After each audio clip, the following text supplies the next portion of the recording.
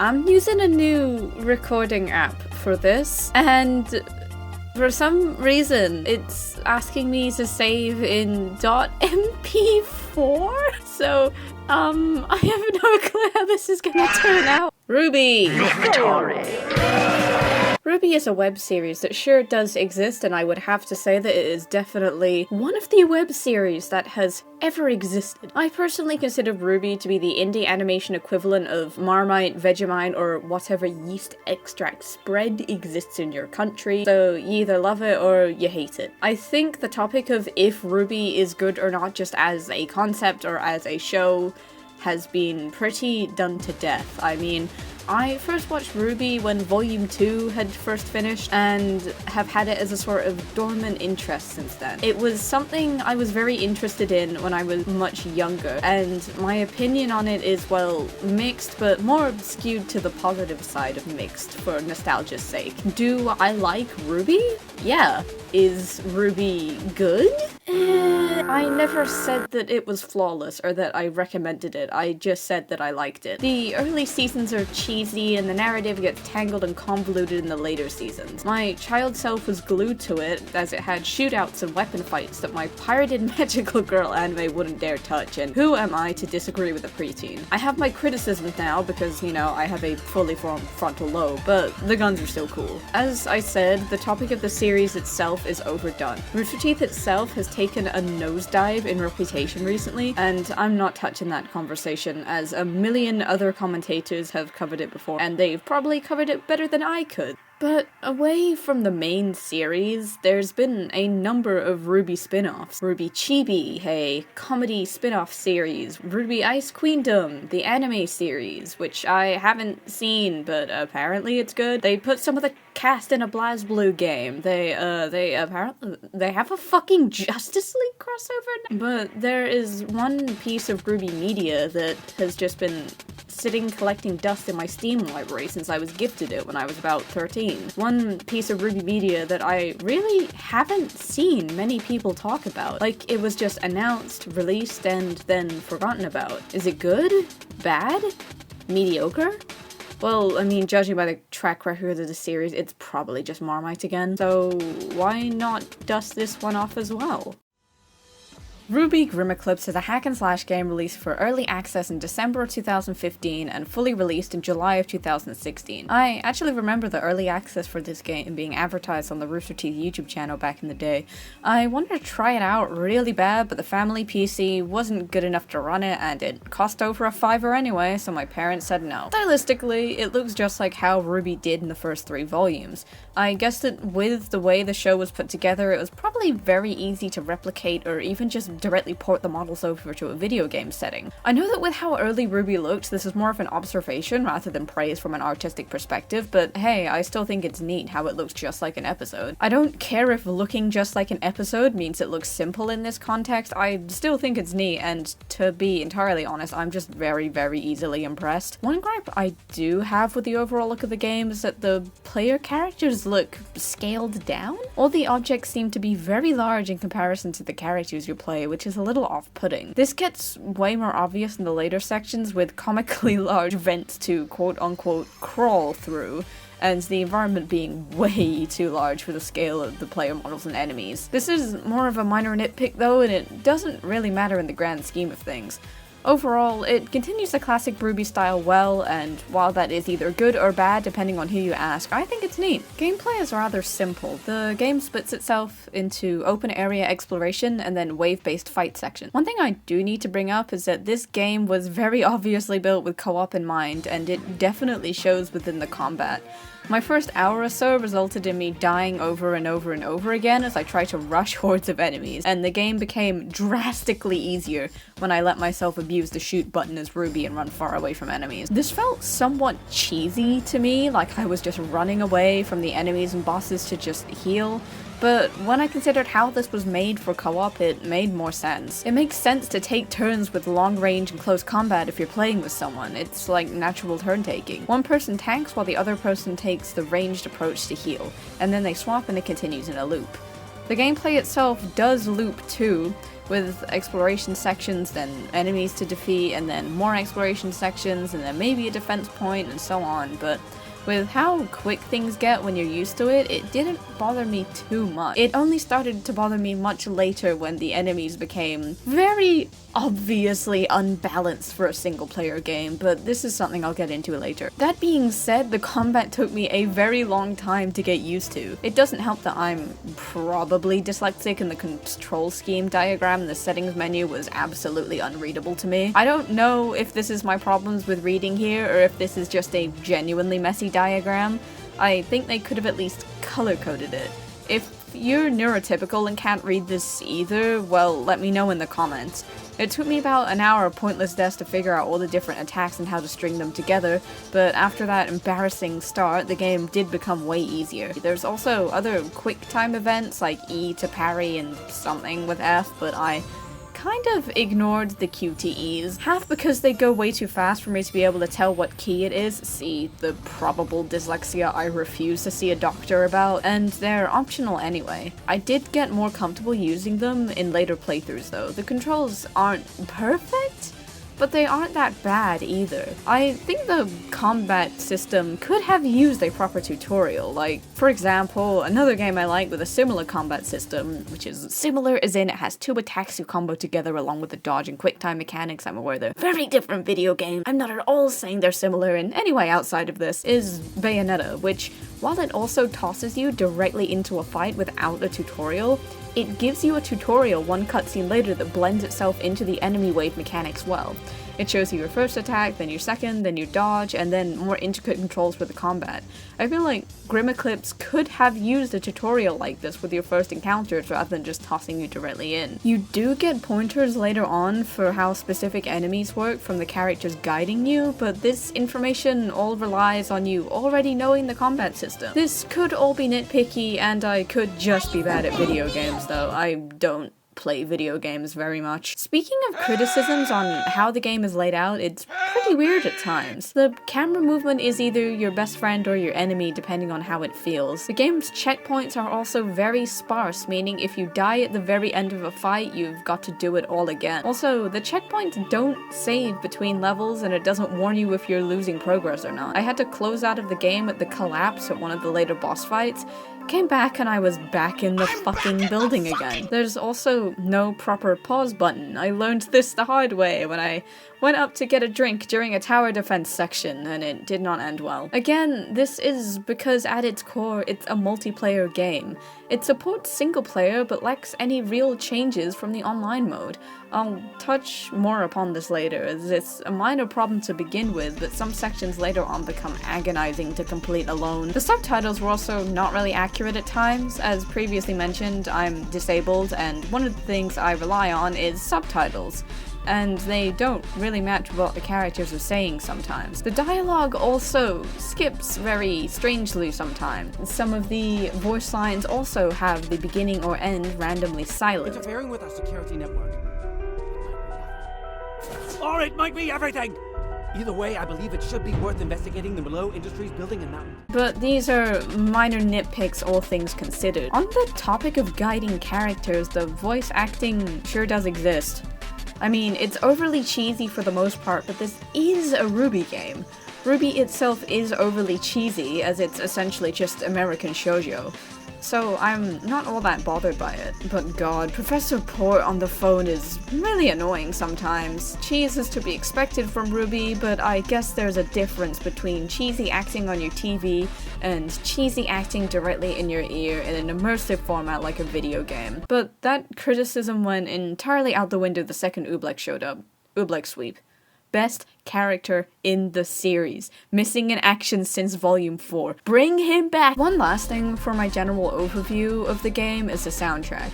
One of RWBY's strongest qualities, in my honest opinion, is the music. I was addicted to any music with a loud enough guitar track when I got into the series as a kid, and still am to this day. RWBY's rocky soundtrack does not disappoint here, but its actual implementation into the game does feel lacking at times. The game does feel quite quiet compared to the sound effects in some sections, especially in some of the earlier chapters, but when the soundtrack does kick in, oh boy does it kick in. It utilizes a lot of instrumentals of the pre-existing songs from the soundtrack, and it does this incredibly well. I have my criticisms of RWBY, but the music is honestly untouchable in my opinion. You can present me with the worst game ever, but as long as caffeine starts playing, it is worth it.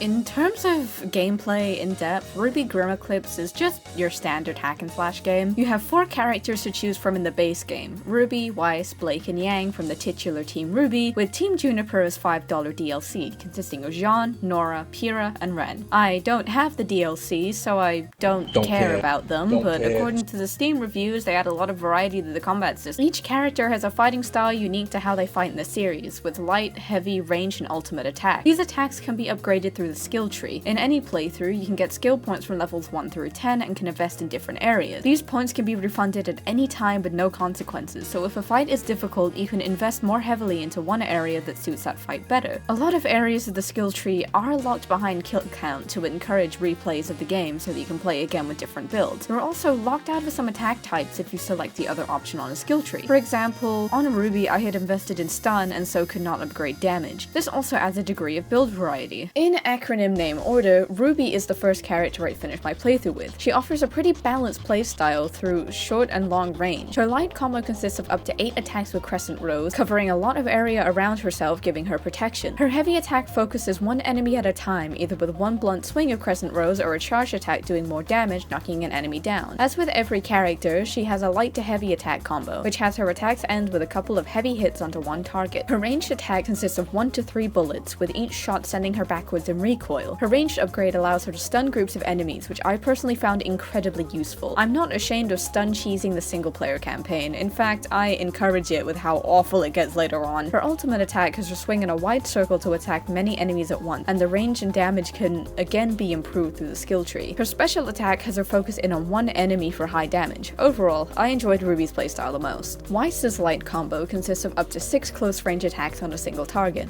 Her normal heavy attack is a single target stab forward of her sword, and her charge is a blast from her glyphs with a larger area of impact. Her light to heavy combo has her begin with sword attacks before summoning ice from the ground for large damage. Her range attack is, in my opinion, her best quality. She fires 1 to 3 homing shots from her glyphs, with a third shot consisting of multiple beams. This can be upgraded to have even more beams that home in on more enemies, giving her an excellent range. Her ultimate attack has her stab the floor to her enemies in a circle radius around her, and her special attack has her focus in on one enemy for 2 high damage hits. She's very useful for single target high damage and ranged crowd control. Blake has a very long light attack combo, going up to 9 very fast attacks. Her heavy attack is the same as everyone else's, with the exception of her charge attack taking her much further. Her range attack also consists of up to 3 gunshots, with her final shot being her sword thrust forward. Her ranged attack does have a chance to stun groups of enemies similar to RWBY's, though this is not nearly as consistent as hers. I only pulled it off once, whilst RWBY was consistent the second she was upgraded. Her light to heavy combo has 2 end moves, one that ends in a harder sword slash and the other that has her fire an explosive clone of herself which can hit multiple enemies in a small radius. Her ultimate attack swings her blades in a circle similar to RWBY's, and her special attack has her attack a single target with shadow clones for rapid close range damage. Unlike the other members of her team, Yang is best suited for close range.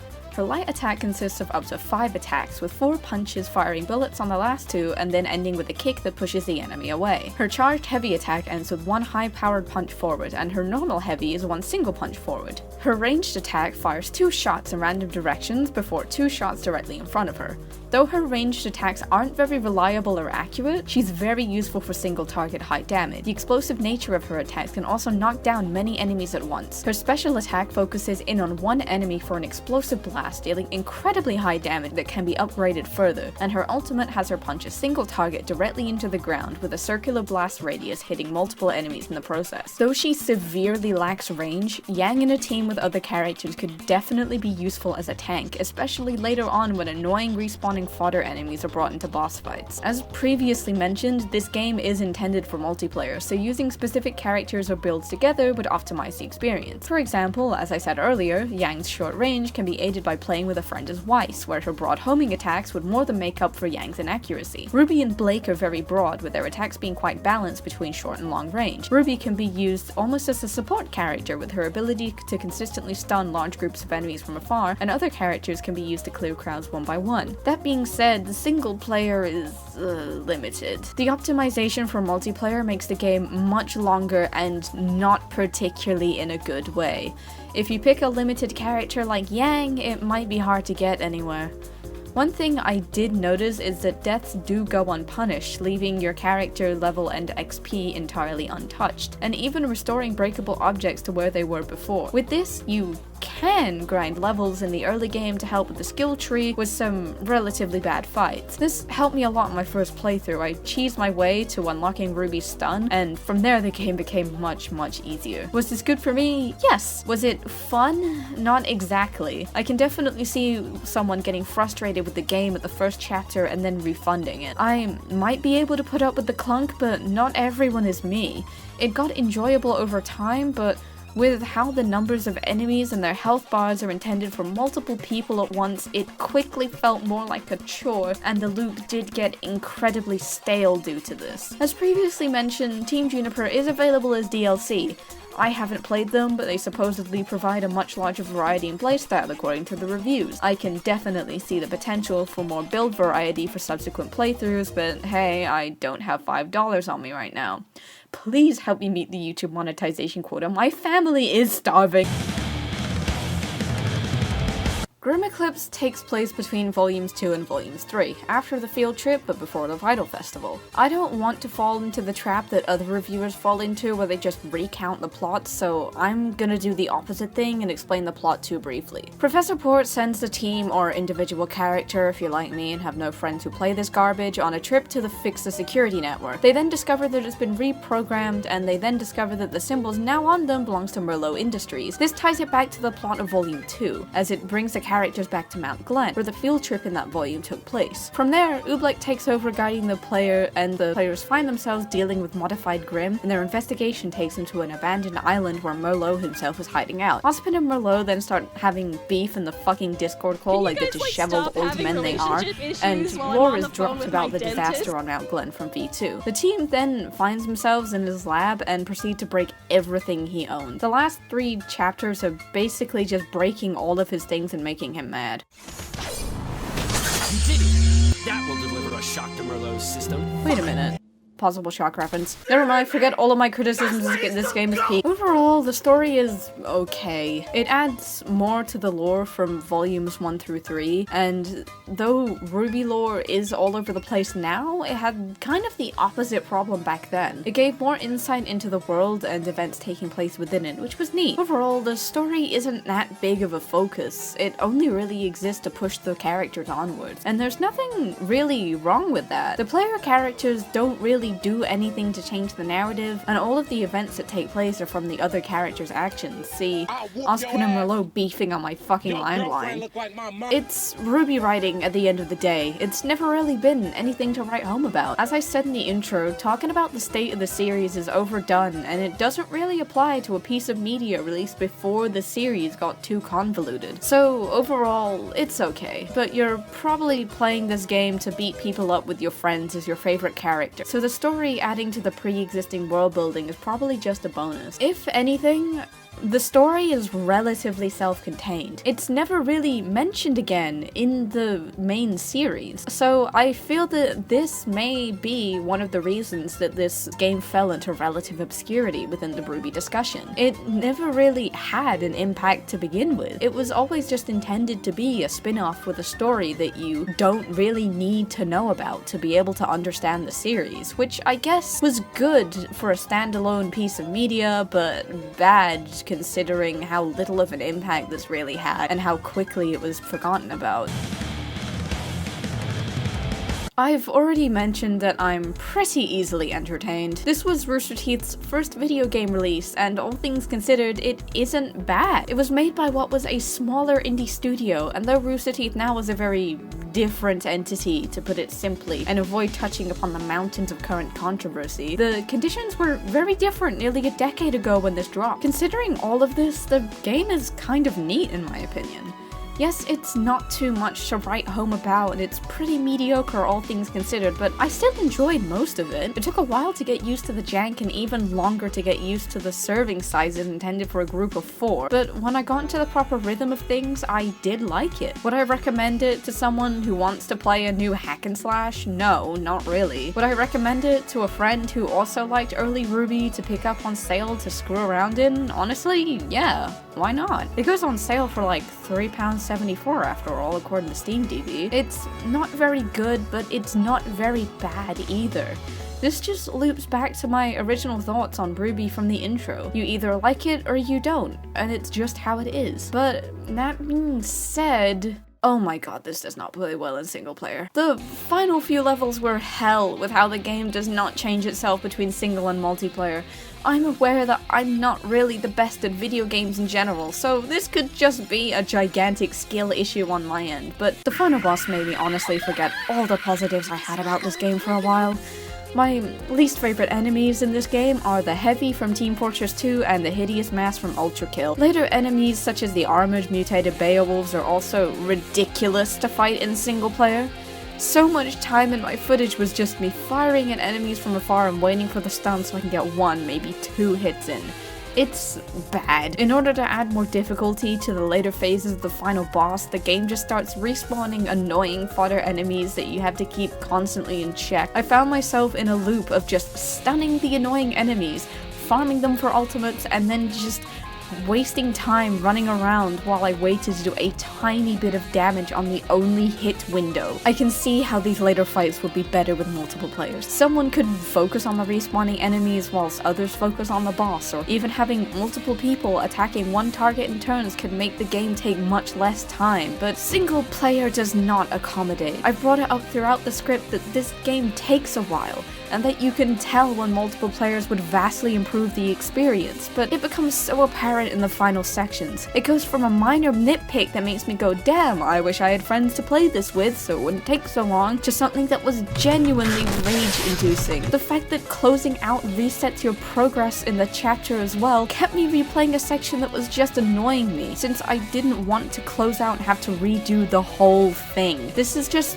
pretty unhealthy in general. Redoing an unfair fight with no breaks and the knowledge that I had to redo everything if I closed out. I eventually gave up and went to play Ultra Kill of all things as a palate cleanser. I'm sure that if I came back to this game in co-op, my opinions would definitely change. I'm sure that my opinion of it's eventually enjoyable but a chore with an awful ending would change, but good lord, it soured how I look at this game so much. I'm not gonna do something that other YouTubers do and say, huh, this many likes and I'll play it again with somebody because, you know, I have 600 subscribers and get the view equivalent of 2 pennies and pocket lint, so I know I'm definitely not hitting that, but I might genuinely do it in the future, perhaps for a second video. I'm sure that it'll be more enjoyable with at least one other player. So, in conclusion, Grimm Eclipse isn't bad, but it also isn't very notable either. It doesn't really tie itself back into the main series outside of small cameos, and it's generally a very missable piece of media, so I can see why no one really talks about it. It's just your average hack and slash, and considering how many hack and slash games are out there that aren't average, you're better off playing one of those. As I said, I don't really recommend this to anyone other than people familiar with RWBY who want to mess around with their friends, but I also don't see how anyone who isn't already or was at some point a RWBY fan would even pick this up to begin with. It seems pretty self-contained. I think that the reviews on the Wikipedia page summarize it best. A bad place to start the series, but pretty okay for people who are already fans, and overall, it's around the 3-star mark. It's got a decent amount of replayability and playstyle diversity, especially with the Juniper DLC, but again, not as much as you'd hope for a game like this. Needless to say, I know now why this isn't really talked about. It doesn't add much outside of lore and a decently fun co-op experience. I can see why a game like this would fizzle out from wider discussion of the series. The plotline with Merlot isn't brought up in the main series outside of brief mentions, so it didn't really have too big of an impact either. So to answer my question if it's good, bad, mediocre, or Marmite again, I'd put it in between mid and Marmite, a little more towards mid. If you're looking for a game to play with friends that has RWBY characters in as a fun little bonus, just play BlazBlue Cross Tag. Thanks for watching, so long and good night. Oobleck is the greatest character in this series, and I'll pick it back up when he's inevitably in Volume 10, and he'll go like, "It's oobling time," and then he oobs all over the place and Salem instantly dies, and it's like awesome. The fuck you mean there's a whole other game mode I didn't go